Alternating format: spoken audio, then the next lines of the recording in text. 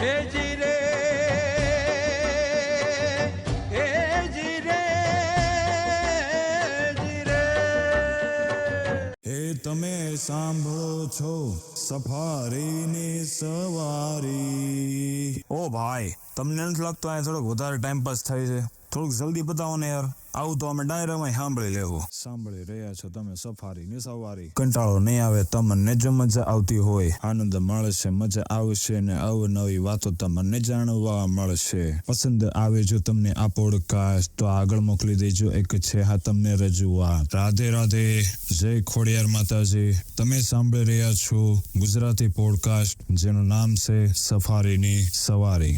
નમસ્તે, બહુ લાંબા સમય પછી એક નવું પોડકાસ્ટ રેકોર્ડિંગ કરવા જઈ રહ્યો છું. બાય ધ વે, મારી ઓળખાણ તો તમે નહીં કાઢો, પણ મારું નામ છે જેનિસ ગાડિયા અને તમે સાંભળો છો અત્યારે સફારી કે સવારી.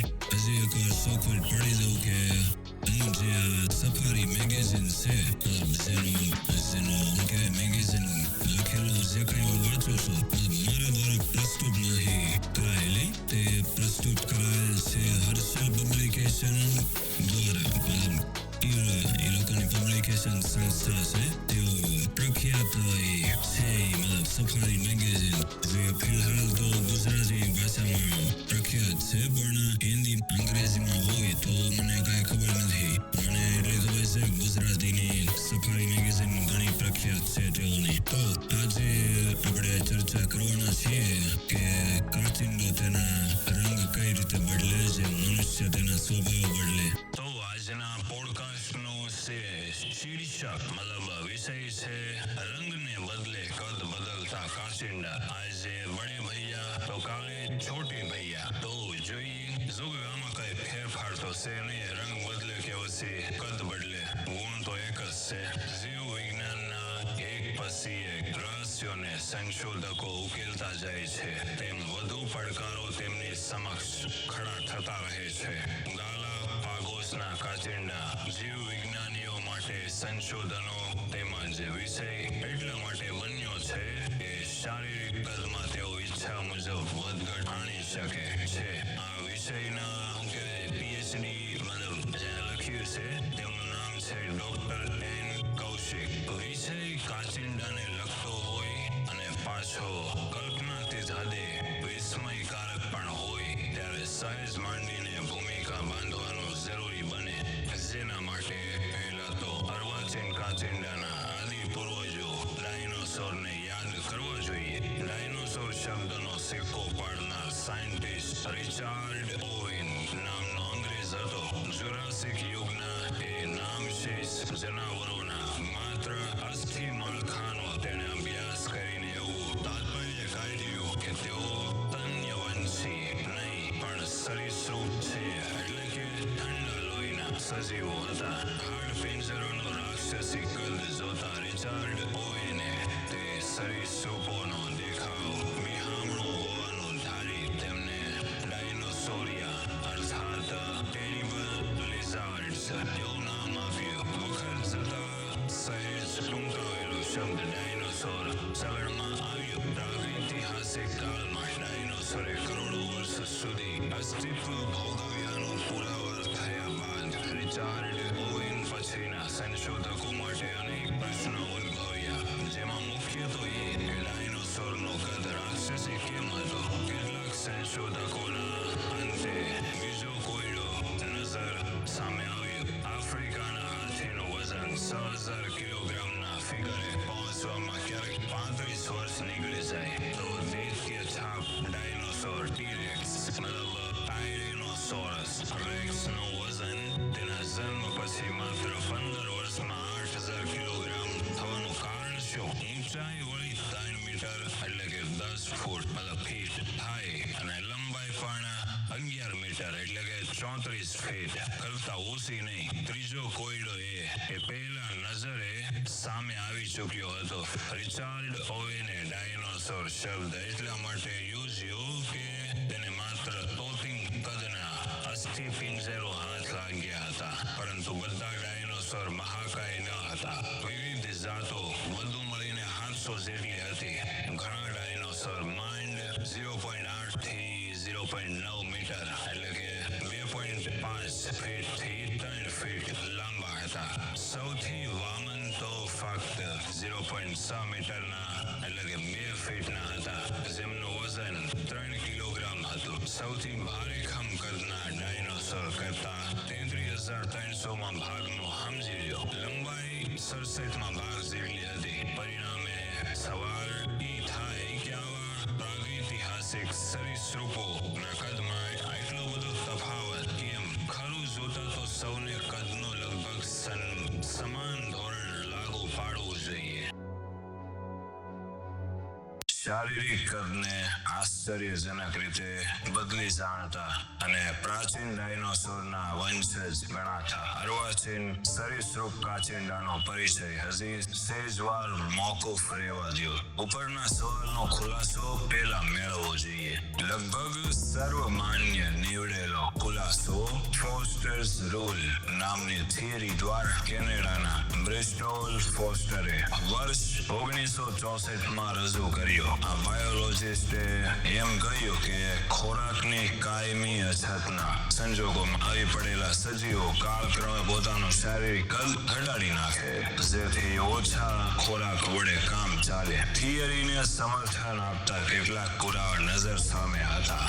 દાખલા તરીકે ઇંગ્લિશ ખાડીના ટચુકડા જર્સી ટાપુ પર આશરે 1.2 મીટરની એટલે કે 4 ફીટ કાઠીવાળા આફ્રિકી રાતા હરણને લાવવામાં આવ્યા. તે પછી 6,000 વર્ષ કરતા પણ ઓછા સમયમાં તેમણે પોતાનું વજન 6 ભાગનું કરી નાખ્યું. પૂરા 83% કાપ મૂકી દીધો. સાઇબિરિયામાં આજે નામશેષ થયેલા મેમથ હાથી સરેરાશ 4.3 મીટર એટલે કે 14 ફીટ ઊંચા હતા, પરંતુ જે મેમથ સ્થાનાંતર કરી આર્કટિકના ટાપુ પર ગયા તેઓ વખત જતા મતલબ સમય જતા 1.8 મીટરના એટલે કે 6 ફૂટના બન્યા. સુમાત્રા અને બોર્નિયો ટાપુના ગેંડા પણ તે જ રીતે પિગ્મી રહી જવા પામ્યા. એક તાજો દાખલો પ્રસ્તુત કરું તમને. ઇન્ડોનેશિયાના ફ્લોરિસ ટાપુ પર મહિનો સપ્ટેમ્બર વર્ષ 2003માં વામન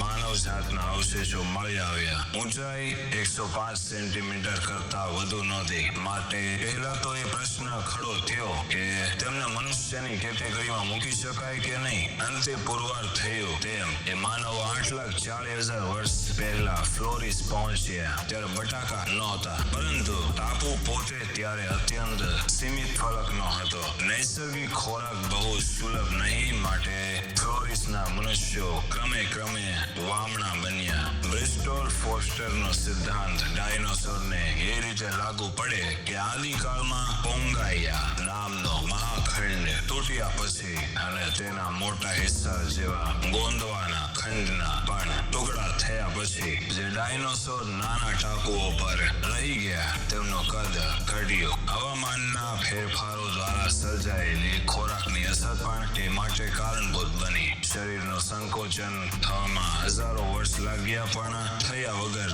ન રહ્યું. વિહામણા દૈત્ય જેવા દેખાતા પ્રસ્તુત સફારીના પુસ્તકમાં જે પણ કાચિંડા કે ડાયનોસોરના ફોટા દેખાડેલા છે, જો કાચિંડાના ફોટા છે, તેઓ ગાલાપાગોસના કાચિંડા છે, જેઓ પોતાનું શારીરિક કદ રહસ્યમય રીતે ઘટાડી વધારી રહ્યા છે તે જાણે છે. આ લાંબા છતાં જરૂરી બેકગ્રાઉન્ડ પછી હવે લેખના શીર્ષકમાં ટાંકેલો મૂળ વિષય એ છે કે કોઈ સજીવ ખોરાકને દુર્લભ બનાવતા કુદરતી સંજોગોને અનુકૂળ થવા પોતાના શારીરિક કદ પર કાપ મૂકે ખરું, કે પછી ખોરાક સુલભ બનતા કદ વધારે અને ત્યારબાદ ખોરાક પાછો દુર્લભ થાય ત્યારે વળી કદને સંકોચી નાખે એવું કદી બને?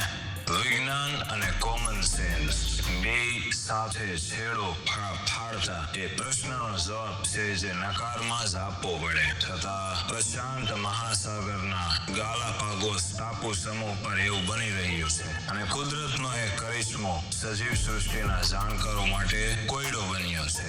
ઉત્ક્રાંતિવાદના પ્રણેતા ચાર્લ્સ ડાર્વિને જેના અનોખા જીવ જગતના આધારે પોતાનો સિદ્ધાંત ઘડ્યો એ ગાલાપાગોસ ટાપુ સમૂહનો ઘણો ખરો વિસ્તાર આગામી પાને નકશામાં બતાવ્યા મુજબ વિષુવવૃત્તની સાઈઝ દક્ષિણે છે.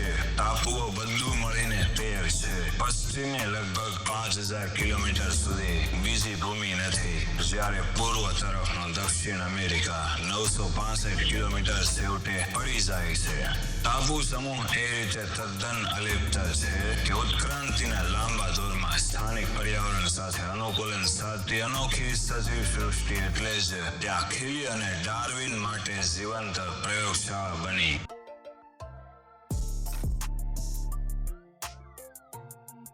વિશ્વમાં બીજે ક્યાંય જોવા ન મળે એ પ્રકારના વિરલ સજીવો ગાલાપોગસ પર છે.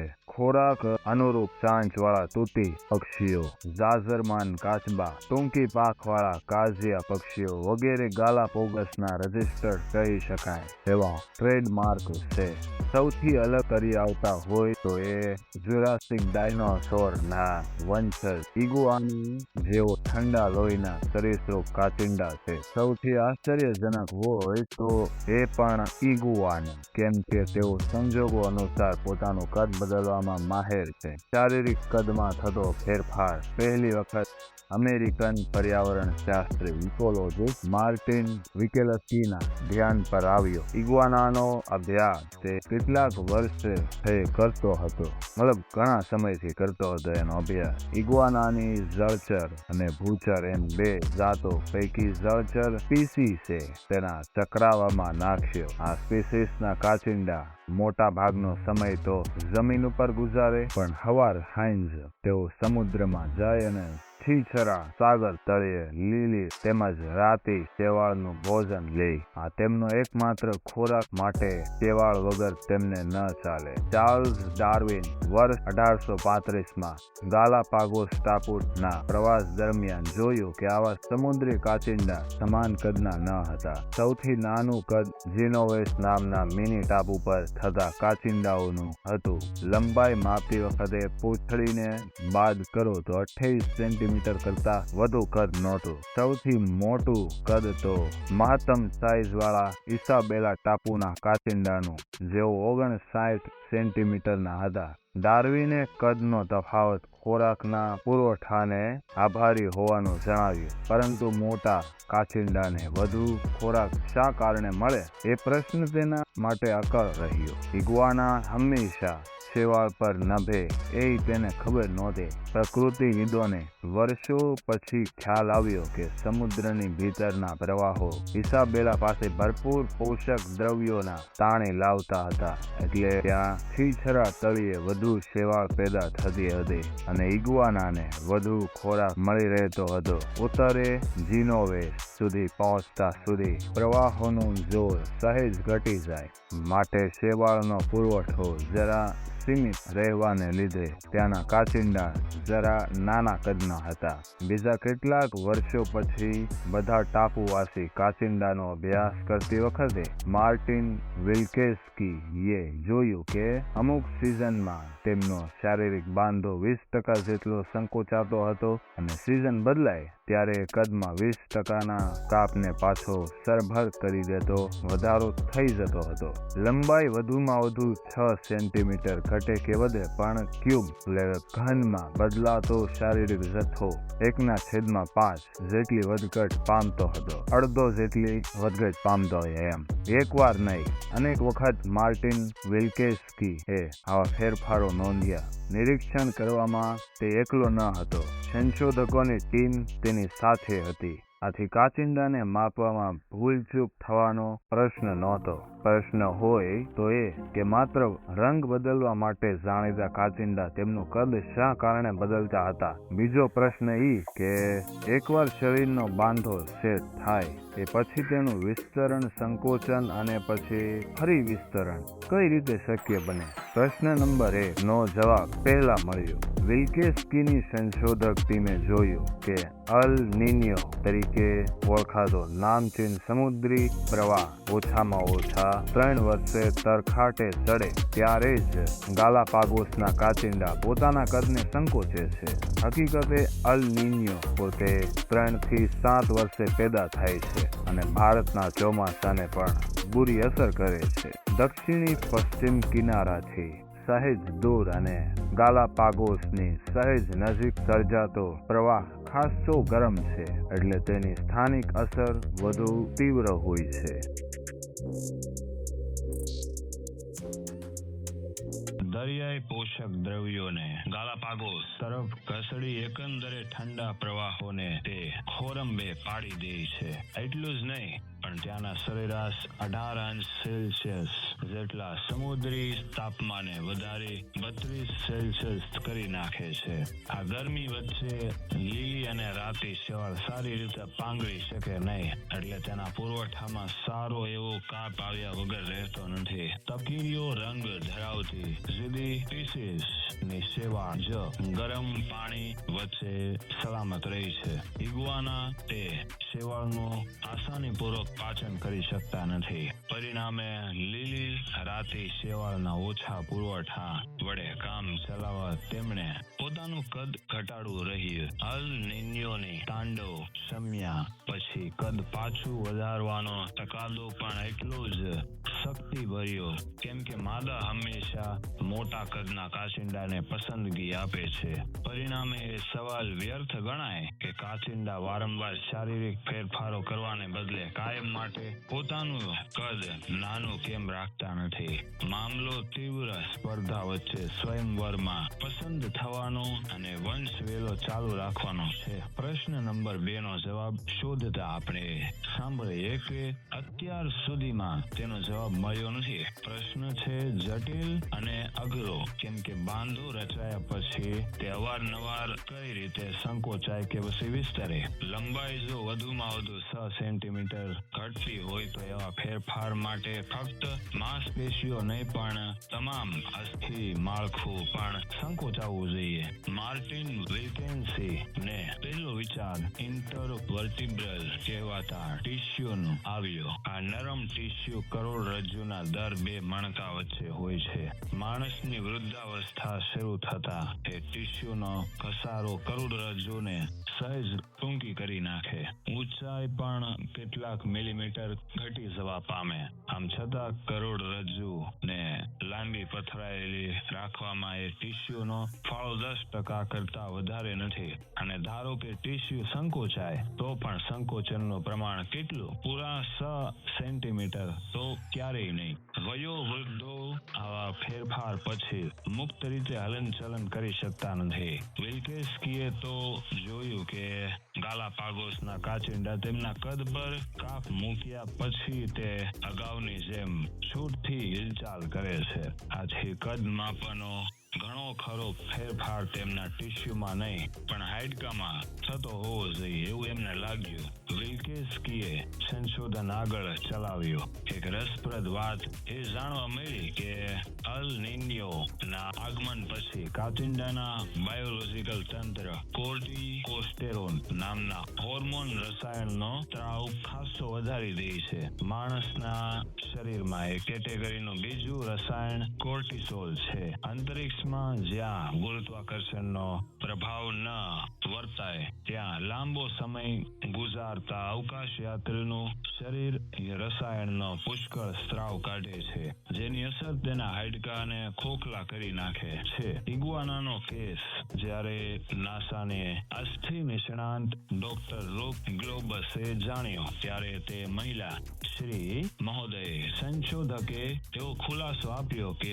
અલ નિન્યો દરમિયાન ખોરાક શોધવા માટે કાચિંડાએ સમુદ્રમાં લાંબો સમય વિતાવવો પડે છે, જ્યાં પાણીના તારક બળને લીધે તેના ગુરુત્વાકર્ષણનો ઝાઝો પ્રભાવ જણાય નહીં. આથી તેનું શરીર વધુ માત્રામાં હોર્મોનને મુક્ત કરતું હોય એવું બને થઈ શકે. વિલ્કેસ્કીને એ તર્ક ન જચ્યો, મતલબ કઈ જામો ન પડ્યો એમ, મતલબ મજા ન આવી, સેટિસ્ફેક્શન ન લાગ્યું એમ. અવકાશ યાત્રીના હાડકા છિદ્રધાર થાય છે પરંતુ કદ ઘટતું નથી. ઇગ્વાનાનો કેસ એ દ્રષ્ટિએ જોતા સાવ જુદો લાગે, માટે રહસ્યમય પણ છે. સૌથી ગુડ રહસ્ય એ કે શારીરિક અવમૂલ્યન પામ્યા બાદ એકાદ વર્ષમાં જ ફરી અગાઉ જેટલું, ક્યારેક અગાઉ કરતા પણ મોટું કદ કઈ રીતે ધારણ કરી લે છે અને તે જાતે દહાડે ફરી સંકોચવા માટે કોઈ ખુલાસો મળતો નહોતો. એક વાત જોકે સ્પષ્ટ જણાય છે, ઉત્ક્રાંતિની પ્રક્રિયા ચાર્લ્સ ડાર્વિને ધારી એટલી ધીમી રાહે થાય એવું દરેકના કેસમાં જરૂરી નથી. કુદરતી પર્યાવરણમાં સજીવો માટે આવાસના સંજોગો ક્રમશઃ બદલાય તો જર્સી ટાપુના પેલા રાતા હરણની જેમ કે ન્યુઝીલેન્ડ પહોંચ્યા બાદ પાંખોને ત્યજી દેનાર મતલબ ત્યાગ કરી દેનાર કીવી પક્ષીના માફક સંજોગો જોડ્યા અનુકૂલન સાધવામાં તેઓ વર્ષો કાઢી નાખે, પરંતુ સંજોગો ઓચિંતા બદલાય ત્યારે શરૂઆતને કેટલીક વસ્તીનો ભોગ લેવાયા પછી બાકીના સજીવો ઝડપી બાયોલોજીકલ ફેરફારો દ્વારા પોતાને નવા પર્યાવરણમાં બંધ બેસતા કરી દે છે. ઇગ્વાના તેનું બેસ્ટ દ્રષ્ટાંત છે. આજની તારીખે રહસ્યમય પણ ખરું.